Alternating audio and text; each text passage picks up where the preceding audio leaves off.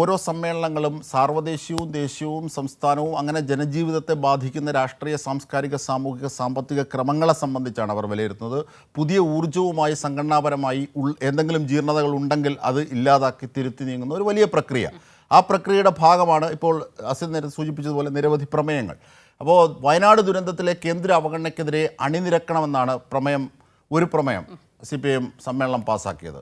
ഒപ്പം തന്നെ രാജ്യത്തെ പൊതുമേഖലയെ സംരക്ഷിക്കണമെന്ന് ആവശ്യപ്പെട്ടും പ്രമേയം വരുന്നുണ്ട്. CPIM സംസ്ഥാന സമ്മേളനത്തിൽ പ്രവർത്തന റിപ്പോർട്ടിന്മേലുള്ള ചർച്ച തുടരുകയാണ്. പൊതുചർച്ച തുടരുന്നു. ഏറ്റവും പ്രധാനം ഈ നവകേരള നയരേഖ, അതിന്മേലുള്ള ചർച്ച നാളെ നടക്കാനിരിക്കുകയാണ്. അതിന്റെ വിശദാംശങ്ങളും ഏറെ പ്രതീക്ഷയോടെ നമ്മൾ കാത്തിരിക്കുന്നുണ്ട് അല്ലെ. അപ്പോൾ ഈ നിലയിലുള്ള വിഷയങ്ങളൊക്കെയും സജീവമായി തന്നെ ചർച്ച ചെയ്ത CPIM സംസ്ഥാന സമ്മേളനം വിശദമായി കാണണ്ടേ നമുക്ക്? അതെ അതെ, കൊല്ലത്ത് നിന്ന് നമ്മുടെ കൈരളിയുടെ ടീം സജ്ജമാണ്. ഇതാ നമുക്ക് ഷമ്മി പ്രഭാകർ, PV കുട്ടൻ, ഷീജ.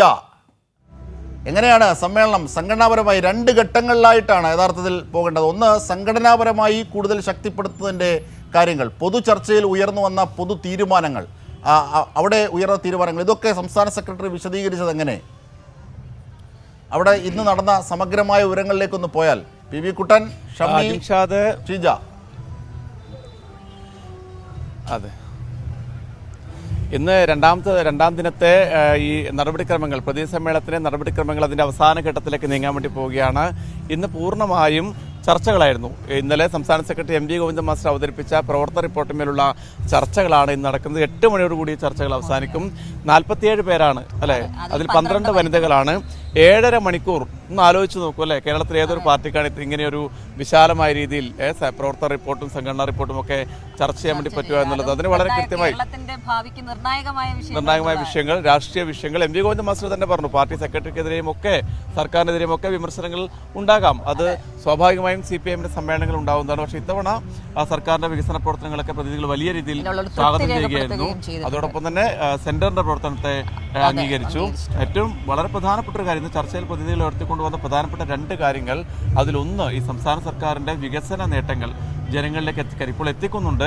പക്ഷേ സർക്കാരിനെതിരെ വലിയ രീതിയിലുള്ള ആക്രമണങ്ങൾ മാധ്യമങ്ങൾ നടത്തുന്ന ഒരു പശ്ചാത്തലത്തിൽ, അപ്പോൾ ആ പശ്ചാത്തലത്തിൽ കൂടുതൽ ഇത് ജനങ്ങളിലേക്ക് എത്തിക്കുന്നതിന് വേണ്ടി വലിയ ശ്രദ്ധ പുലർത്തണമെന്നുള്ളൊരു ആവശ്യം പ്രതിനിധികൾ ഉന്നയിച്ചിട്ടുണ്ട്. അതോടൊപ്പം തന്നെ കേരളത്തിലെ രാഷ്ട്രീയ രംഗത്തെ ഈ പുതിയ കൂട്ടുകെട്ട്, UDF BJP കൂട്ടുകെട്ട്, ഇത് സംബന്ധിച്ച് ഷമി, ഈ പുതിയ കൂട്ടുകെട്ട് സംബന്ധിച്ച് അതിൻ്റെ ഒരു മുഴുവൻ കാര്യങ്ങളും ജനങ്ങൾക്ക് മുന്നിൽ തുറന്നു കാട്ടുന്നതിന് വേണ്ടി വലിയ രീതിയിലുള്ള പ്രചാരണം നടത്താനും പ്രതിനിധികൾ ആവശ്യപ്പെട്ടിട്ടുണ്ടെന്നാണ് MV ഗോവിന്ദൻ മാസ്റ്റർ പറഞ്ഞത്. അദ്ദേഹം പറഞ്ഞ മറ്റൊരു പ്രധാനപ്പെട്ട കാര്യം, ഈ സമ്മേളനവുമായി ബന്ധപ്പെട്ട് മാധ്യമങ്ങൾ കൊടുക്കുന്ന ഒരുപാട് തെറ്റായ വാർത്തകൾ കഴിഞ്ഞ ദിവസങ്ങളിലൊക്കെ വന്നിരുന്നു.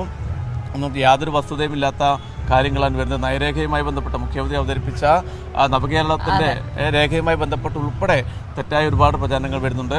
ആ ഘട്ടത്തിൽ അദ്ദേഹം വളരെ കൃത്യമായി ആ രേഖയിൽ എന്തൊക്കെയാണ് പറയുന്നത്, നവകേരളം പടുത്തുയർത്തുന്നതിന് വേണ്ടിയുള്ള പദ്ധതികൾ സംബന്ധിച്ച് ഇന്നലെ തന്നെ 6 ഭാഗങ്ങളെ കുറിച്ച് അദ്ദേഹം വിശദീകരിച്ചിരുന്നു. ഇന്ന് കൂടുതൽ കൂട്ടിച്ചേർത്ത് ജനങ്ങളിലേക്ക് എത്തിക്കുന്നതിന് വേണ്ടി കൂടുതൽ കാര്യങ്ങൾ അതിനകത്ത് പറയുന്നത് വെച്ചാൽ, കേന്ദ്ര സർക്കാർ വലിയ രീതിയിലുള്ള ഈ സാമ്പത്തിക ഉപരോധം തീർക്കുന്ന ഘട്ടത്തിൽ അതിനെ മറികടക്കുന്നതിന് വേണ്ടി സംസ്ഥാനം സ്വന്തമായ രീതിയിൽ അല്ലെ ലാഭം ഉണ്ടാക്കാൻ പറ്റുന്ന പദ്ധതികൾ ആസൂത്രണം ചെയ്യും. അതോടൊപ്പം തന്നെ സംസ്ഥാനത്തിന് ദോഷകരമല്ലാത്ത, ചരടുകളില്ലാത്ത നിക്ഷേപങ്ങൾ അത് അടിവരയിട്ട് ശ്രദ്ധിക്കണം. കാരണം ഈ നിക്ഷേപങ്ങൾ എന്നൊക്കെ പറയുമ്പോൾ സംസ്ഥാനത്തിന് ദോഷകരമല്ലാത്ത CPIMന്റെ അടിസ്ഥാനപരമായ നയങ്ങളിൽ ഒരു തരത്തിലുള്ള വ്യതിയാനവും ഇല്ലാത്ത രീതിയിലുള്ള നിക്ഷേപങ്ങൾ, ചരടുകളില്ലാത്ത നിക്ഷേപം എന്നാണ് അദ്ദേഹം പറഞ്ഞത്. അത്തരത്തിലുള്ള നിക്ഷേപങ്ങൾ ഒരു തരത്തിലും ഹനിക്കില്ല എന്നുള്ള കാര്യം കൂടി. അതെ. അതോടൊപ്പം തന്നെ വിവിധ സേവനങ്ങൾക്ക് അല്ലെ, വരുമാനത്തിന്റെ അടിസ്ഥാനത്തിൽ ചെറിയ രീതിയിലുള്ള ഈ ഫീസുകൾ അല്ലെ, അത് ആലോചിക്കുന്നു എന്നാണ്. പക്ഷെ അത് നടപ്പിലാക്കിയെന്നാണ് വാർത്ത വന്നത്. അപ്പോൾ അത് പരിശോധിക്കുന്നു, അതിനെപ്പറ്റി ആലോചിക്കുന്നുണ്ട് എന്നുള്ള വിവരങ്ങൾ ഉൾപ്പെടെ പാർട്ടി സെക്രട്ടറി ഇന്നത്തെ വാർത്താ സമ്മേളനത്തിൽ പങ്കുവച്ചിട്ടുണ്ട്. ഏതായാലും സജീവമായ ചർച്ചയാണ് നടക്കുന്നത്. നാളെ ഈ നവകേരള രേഖയുമായി ബന്ധപ്പെട്ട്, മുഖ്യമന്ത്രി അവതരിപ്പിച്ച രേഖയുമായി ബന്ധപ്പെട്ട് നാളെയാണ് പൊതു ചർച്ച നടക്കുക. മറ്റന്നാൾ മുഖ്യമന്ത്രി മറുപടി പറയും. നാളെ MV ഗോവിന്ദൻ മാസ്റ്റർ മറുപടി പറയും. ഷീജ, അപ്പോൾ എങ്ങനെയാണ് ഈ കൊല്ലത്തെ ഒരു സമ്മേളനത്തിന്റെ ആവേശമൊക്കെ, അതിന്റെ ഒരു പൊതു ഫീൽ എങ്ങനെയാണ് ഫീൽ ചെയ്യുന്നത്? തീർച്ചയായും കുട്ടൻ ഈ പറഞ്ഞതുപോലെ തന്നെയാണ് ഒരു സമ്മേളനത്തിന്റെ ആവേശം വലിയ തോതിൽ നമുക്ക് ഈ സമ്മേളന നഗരിയിൽ മാത്രമല്ല സമ്മേളന നഗരിക്ക് പുറത്തും പൊതുസമ്മേളനം നടക്കാൻ പോകുന്ന ഇടത്തും ഒക്കെയായി ആ ഒരു ആവേശം നമുക്ക് നിറയെ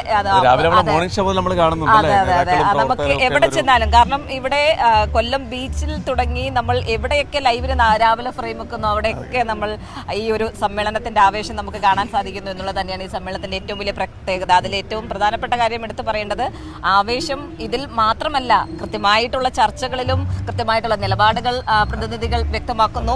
അതിനൊപ്പം തന്നെ ഭാവി കേരളം എന്തായിരിക്കണം എന്നുള്ളത് ഒരു സംഘടനാ സംവിധാനം ആലോചിക്കുന്നു എന്ന് പറയുമ്പോൾ തന്നെ നമുക്കറിയാം അത് എത്രത്തോളം ഗൗരവമായി ഈ ഒരു കേരളത്തിന്റെ വികസനത്തെ CPIM എന്ന് പറയുന്ന ഒരു പാർട്ടി കാണുന്നു എന്നുള്ളത് അത് ഏറ്റവും വലിയ നിർണായകമായ കാര്യം. അതുകൊണ്ട് തന്നെയാണ് ഈ പറയുന്നത് പോലെ ഈ വലിയ രീതിയിലുള്ള വികസനം വന്നു എന്നുള്ളത് ജനങ്ങൾക്ക് കൃത്യമായി ബോധ്യപ്പെടുന്നു. കാരണം അവിടെ ദൈനംദിന ജീവിതത്തിൽ അവർ അനുഭവിക്കുന്ന കാര്യമാണ് ഈ വികസനം എന്ന് പറയുന്നത്. അതുകൊണ്ട് തന്നെയാണ് അവർ ഈ ഒരു CPIM എന്ന് പറയുന്ന പാർട്ടിയോട് അത്രത്തോളം അടുത്ത് നിൽക്കുന്നതും എന്നുള്ളത് കൂടിയാണ് ഈ ഒരു ഘട്ടത്തിൽ കൂട്ടിച്ചേർക്കുന്നത്. കുറെ ദിവസമായി സമ്മേളനത്തിന് വേണ്ടിയിട്ട് സ്പെഷ്യലായിട്ട് പോകുന്നതാണ്. അല്പസമയം മുമ്പ് പാർട്ടി പോൾ ബ്യൂറോ കോർഡിനേറ്റർ ഈ സമ്മേളനം ഉദ്ഘാടന പ്രകാശ് കാരാട്ടുമായി അഭിമുഖം നടത്തിയാണ് ഷമി വന്നിരിക്കുന്നത്. ഷമി, നമ്മൾ അത് ഓണയർ കൊടുക്കുന്നേ ഉള്ളൂ എങ്കിലും കാരാട്ട് എന്തൊക്കെ കാര്യങ്ങളാണ് നമ്മളോട് സംസാരിച്ചത്?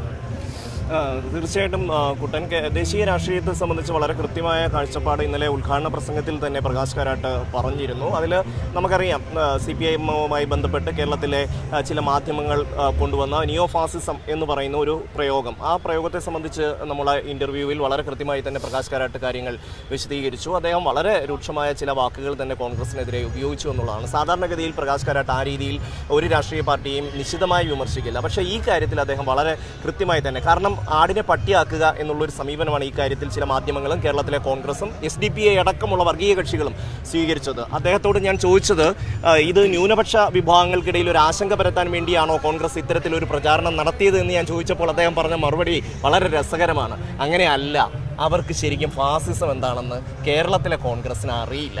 അവർ ആൾക്കാരെ ആക്ഷേപിക്കാൻ നിങ്ങൾ ഫാസിസ്റ്റാണ് എന്ന് പറഞ്ഞ് ജനങ്ങളെ ആക്ഷേപിക്കാൻ വേണ്ടി മാത്രമാണ് ഈ ഫാസിസ്റ്റ് എന്ന പദം അവർ ഉപയോഗിക്കുന്നത്. അല്ലാതെ അവർക്ക് ഒരിക്കലും ഈ യഥാർത്ഥ ഫാസിസം എന്താണെന്നോ യഥാർത്ഥ ഫാസിസം ഒരു രാജ്യത്തുണ്ടാക്കുന്ന ഇമ്പാക്റ്റ് എന്താണെന്നോ അതുമായി ബന്ധപ്പെട്ടുള്ള വിഷയങ്ങളെ സംബന്ധിച്ചോ കോൺഗ്രസ് പഠിച്ചിട്ടില്ല. കോൺഗ്രസ് അതിന് മെനക്കെടുന്നില്ല. കോൺഗ്രസിന് അതിനെക്കുറിച്ചൊരു ധാരണയുമില്ല. ഇതിപ്പോൾ CPIM എന്തോ BJP മോഡിക്കും സന്ധി ചെയ്തു എന്ന പ്രതീതി വരുത്താൻ വേണ്ടി അവർ നടത്തുന്ന ഒരു നീക്കമാണ്. അത് യഥാർത്ഥത്തിൽ അവർക്ക് ഫാസിസത്തെക്കുറിച്ച് ഒരു ധാരണയും ഇല്ലാത്തതുകൊണ്ടാണ് എന്ന് പ്രകാശ് കാരാട്ട് വളരെ ഭംഗിയായി തന്നെ പറഞ്ഞിരുന്നു. കുട്ടൻ, അതിനകത്ത് ഷമി ഇത് പറയുമ്പോൾ ഇന്നലെയും പ്രകാശ് കാരാട്ട് പറഞ്ഞല്ലോ, കാരണം പ്രതിപക്ഷത്തിന് പഴയ നിലപാടും അറിയില്ല, പുതിയ നിലപാടും അറിയില്ല. അപ്പോൾ അതുപോലെ തന്നെ ഇന്നിപ്പോൾ എൻ സ്വരാജ് പറഞ്ഞൊരു വളരെ പ്രധാനപ്പെട്ട കാര്യം ഞങ്ങളോട് 1 ടൂൺ എടുക്കുമ്പോൾ പറഞ്ഞത്, ഈ മാധ്യമ വാർത്തകളെ കുറിച്ച് അദ്ദേഹം വളരെ രസകരമായൊരു പരാമർശം CPIMന്റെ സംഘടനാ സംവിധാനങ്ങളുടെ ഈ നടപടിക്രമങ്ങളെ കുറിച്ച് മാധ്യമപ്രവർത്തകർ വലിയ അറിവില്ലെന്ന് തോന്നുന്നു. അതിപ്പം ഗ്രൂപ്പ് ചർച്ച എന്നൊക്കെ പറഞ്ഞ് നമ്മൾ അതൊരു നടപടിക്രമമാണ്. അപ്പൊ ഈ മാധ്യമങ്ങളിൽ ഒരു കോൺഗ്രസിന്റെ AI ഗ്രൂപ്പ്, വിവിധ ഗ്രൂപ്പ് ഉണ്ടല്ലോ, അപ്പൊ അതുപോലെയൊക്കെയാണ് കരുതുന്നത്. ഇപ്പൊ എന്തൊക്കെ വാർത്ത കൊടുക്കേണ്ടി വരും? ഈ വാർത്തകളൊക്കെ കാണുമ്പോൾ ഈ സമ്മേളന ഹാളിൽ ഇരിക്കുന്ന ഞങ്ങൾക്ക് ചിരിയാണ് വരുന്നത്. അതായത് ഈ ഒരു വാർത്തകൾ റിപ്പോർട്ട് ചെയ്യുന്നതിന് വേണ്ടി കേരളത്തിലെ മാധ്യമ പ്രവർത്തകർ കുറച്ചുകൂടി പക്വത എത്തണം. അതായത് വലിയൊരു ധാരണ ഇല്ലാതെയാണ് ഈ വാർത്ത റിപ്പോർട്ട് ചെയ്യുന്നത്. അങ്ങനെ ഈ പറയുന്ന വാർത്തകൾ, സമ്മേളനം സംബന്ധിച്ച് വാർത്തകൾ വരുന്നു, അതിനെതിരെ നിശ്ചിതമായ വിമർശനങ്ങൾ തെളിവുകൾ സഹിതം CPI നേതാക്കളുടെ ഭാഗത്ത് നിന്ന് വരുന്നുണ്ട്. ഏതായാലും വളരെ ആവേശകരമായി തന്നെ സമ്മേളനം മുന്നോട്ട് പോകുന്നു. നാളെ ഇന്നിപ്പോൾ 8 മണിയോടുകൂടി തന്നെ പൊതുചർച്ച പൂർത്തിയാകും. നാളെ ഒരുപാട് വാർത്തകൾ നമുക്ക്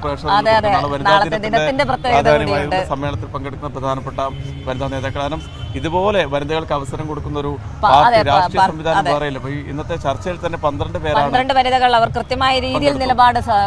നാളെ നടക്കുന്ന ചർച്ചയിൽ നാളെ മുഖ്യമന്ത്രി കഴിഞ്ഞ ദിവസം അവതരിപ്പിച്ച ഈ നയരേഖയുമായി ബന്ധപ്പെട്ട ചർച്ച നാളെ നടക്കുകയാണ്.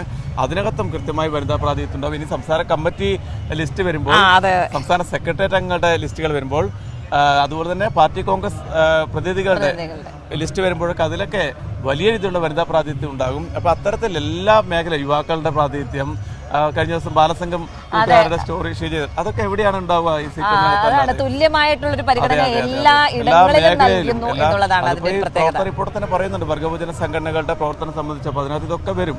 അപ്പോൾ അത്തരത്തിൽ വളരെ സജീവമായ രീതി എല്ലാ മേഖലയും കൂട്ടിച്ചേർത്തുകൊണ്ടുള്ളൊരു സമ്മേളനമാണ് നമുക്ക് സംസ്ഥാന സമ്മേളനത്തിന് ഭാഗമായിട്ട് കാണാൻ വേണ്ടി സാധിക്കുന്നത്.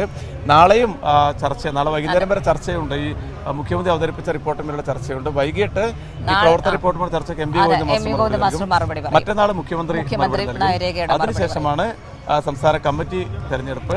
സംസ്ഥാന കമ്മിറ്റി യോഗം ചേർന്ന് സംസ്ഥാന സെക്രട്ടറിയെ തെരഞ്ഞെടുക്കും. ഈ പാർട്ടി കോൺഗ്രസ് പ്രതിനിധികളെ തെരഞ്ഞെടുക്കും. ഉച്ചയ്ക്ക് ശേഷം അല്ലെ പൊതുസമ്മേളനം നടക്കുക.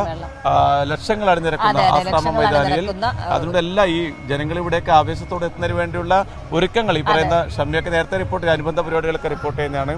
അപ്പോൾ വളരെ ആവേശത്തോടുകൂടി ആ ദിനങ്ങൾക്കൊക്കെ വേണ്ടി നമുക്കും കാത്തിരിക്കാം. ഒരു കാര്യം കൂടി കൂട്ടിച്ചേർക്കാൻ നമ്മൾ വിട്ടുപോയെന്ന് തോന്നുന്നു. അതായത് നമ്മളെ 6 പ്രമേയങ്ങളുടെ കാര്യം പ്രത്യേകമായി എടുത്തു പറയേണ്ടതാണ്. അത് ഇന്ന് അവതരിപ്പിച്ച 6 പ്രമേയങ്ങൾ പ്രധാനപ്പെട്ട നമുക്കറിയാം കേന്ദ്രത്തിന്റെ അവഗണന, കേന്ദ്രത്തിന്റെ അവഗണന, അതിനെതിരെ കൂട്ടായ യോജിച്ച പ്രക്ഷോഭം, അതുപോലെ മുണ്ടക്കൈ ചൂരൽമല. നമുക്കറിയാം നമ്മൾ സഹായം ചോദിച്ചപ്പോൾ അവിടുന്ന് വായ്പ നൽകുന്നു. ഈ വായ്പ പോലും ഈ മാർച്ച് 31-നകം അത് ചിലവാക്കി എന്നുള്ളത് കേന്ദ്രത്തെ ബോധ്യപ്പെടുത്തണം. അങ്ങനെ ഏത് രീതിയിൽ കേരളത്തെ സമ്മർദ്ദത്തിലാഴ്ത്താമോ ആ രീതിയിലൊക്കെ സമ്മർദ്ദത്തിലാഴ്ത്തുന്നു. അതുകൊണ്ട് അതിനെതിരെയുള്ള പോരാട്ടം ശക്തമാക്കി മുന്നോട്ട് കൊണ്ടുപോകാം. അതിനൊപ്പം വലിയ ഒരു സമരം നമ്മൾ നേരത്തെ തന്നെ എടുക്കുന്നതാണ്, CPIM നേരത്തെ തന്നെ എടുക്കുന്നതാണ്. പക്ഷെ അതിൽ ഏറ്റവും പ്രധാനപ്പെട്ട വിഷയം എന്ന് പറഞ്ഞാൽ പണ്ട് മുതലേ ഫാസിസ്റ്റ് ശക്തികളുടെ ഒരു രീതി എന്ന് പറഞ്ഞാൽ ക്യാച്ച് ദി ഇൻഫന്റ് എന്നുള്ളതാണ്. അതായത് വളരെ ചെറുപ്പത്തിലെ തന്നെ ആൾക്കാരെ തങ്ങളുടെ ഐഡിയോളജി കൊണ്ടുപോകുക എന്നുള്ളത്. അതിൻ്റെ ഭാഗമായിട്ട് RSSന്റെ രൂപീകരണ കാലം മുതൽ അവർ ആദ്യം 1925 മുതൽ അവരുടെ ഒരു രീതി എന്ന് പറയുന്നത് ആദ്യം അവർ സംഘ പ്രവർത്തനം അല്ലെങ്കിൽ ശാഖാ പ്രവർത്തനം തുടങ്ങിയത് ഇന്ത്യയിലെ പ്രധാനപ്പെട്ട യൂണിവേഴ്സിറ്റികളിലായിരുന്നു.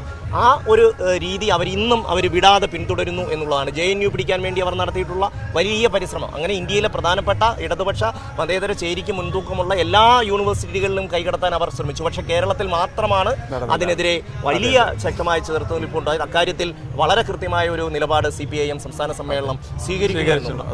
അതോടൊപ്പം തന്നെ പൊതുമേഖലാ സ്ഥാപനങ്ങളുടെ സഹകരണ സ്ഥാപനങ്ങളെ സംരക്ഷിക്കണം. ഈ രണ്ടാമത്തെ ദിവസം തന്നെ 6-ലധികം പ്രമേയങ്ങൾ വന്നു. അതും എല്ലാം കൃത്യമായ രീതിയിൽ അത് ഏതൊക്കെ തരത്തിൽ കേരളത്തെ ബാധിക്കുന്ന വിഷയമാണ്, ഏതൊക്കെ രീതിയിൽ നമുക്ക് പ്രതിരോധിക്കാം എന്നുള്ളത് തന്നെ കൃത്യമായ ഒരു കാഴ്ചപ്പാടാണ് ഈ സമ്മേളനത്തിൽ ഉയർന്നു വരുന്നത് എന്ന് പറയുന്നത്. നാളെയും മറ്റന്നാളും കൂടുതൽ പ്രമേയങ്ങൾ ഉണ്ടാവും. ജനജീവിതത്തെ നമ്മൾ ദൈനംദിനമായി ബന്ധപ്പെടുന്ന വിഷയങ്ങൾ ഉയർത്തിപ്പിടിച്ചാണ് ഈ പ്രമേയങ്ങളൊക്കെ CPIM പാസ്സാക്കുന്നത് എന്നുള്ളതാണ്. തീർച്ചയായും PV കുട്ടനും ഷീജയും ഷമ്മി പ്രഭാകറുമാണ് സമഗ്രമായ ചിത്രം ഇന്നത്തേത് സമ്മേളനവുമായി ബന്ധപ്പെട്ട് വരച്ചിട്ടത്.